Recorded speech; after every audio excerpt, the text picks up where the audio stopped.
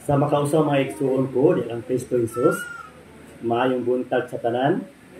Amen. Andam na batong una-una kasing-kasing sa pagdaig tatong buhay nga Dios. Kung andam na palakpakan nato ang Ginoo.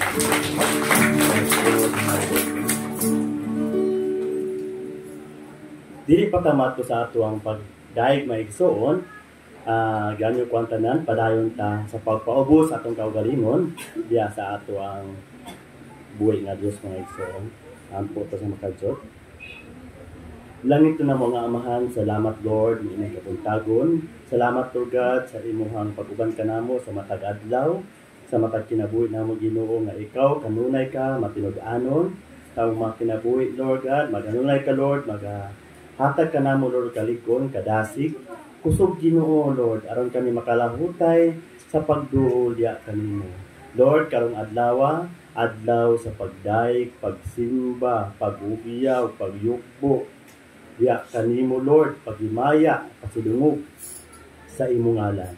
Lord, mamuhat ka balaang espiritu, magaliw ka, diugi kami o Dios, tanduga ang among una-una o kasing-kasing o God, nga mabati namo ang imong presensya Lord, nining kabuntagon. Ikaw lamang Lord, ang masintro sa among una-una o kasing-kasing. Salamat Lord, nintanan among isalig kanimo at tibuok oras, nga mahuman kami Ginoo o Dios, malampuson kami nga way kabilinggan, madala namo Lord ang katagbawan, ang tinuod nga kalinaw, tinuod nga kalipay, paglaom o Dios, anaa kanimo. O kinintanan Lord, among isalig, ug ibalik kanimo sa pangalan mo nga si Jesus. Ang tanan mo ingon, Amen o Amen. Mga igsoon, tuguti ko ninyo sa pagbasa diya sa Hebrehanon, Kapitulo 12, versikulo 1-2. Kani nga pulo may igsoon, kumon kay nato ni madunggan nga mga bersikulo. Sige kay ni gamiton sa ato ang igsoon nga kani nga pulong sa pagtestimony nga maratag nato kadasig. Kani pa remind sa ato mga igsoon. Nagaingon din busa kay gibutan man kita sa imon nga baga nga panganod sa mga saksi. Isalikway ta ang tanang kabugat ug ang sala nga nagbalikos pag-ayo kanato. Ug ganon ta ang nga malangkayon ang lumba nga atong giatubang. Nga magputok kang Hesus ang nagpasiugda ug ang muhingpit sa atong pagtuo. Tungod sa kalipay nga gibutang sa iyang atubangan, giantos niya ang krus sa walay pagsapayan. Sa kaulaw niini o karon naglingkod siya diya sa tuo sa trono sa Dios. Mga igsoon, nag-ini ang pulong nga atong mga mata atong itutok diya kang Kristo Jesus. Tanan natong mga problema, tanan natong mga kasdanan, mga kasakit sa ato ang kinabuhi mga igsoon, mabot-mabot na. Muna nga ang pulong nagahatag kanto kadasig nga atong pagatutukan ang Ginoo.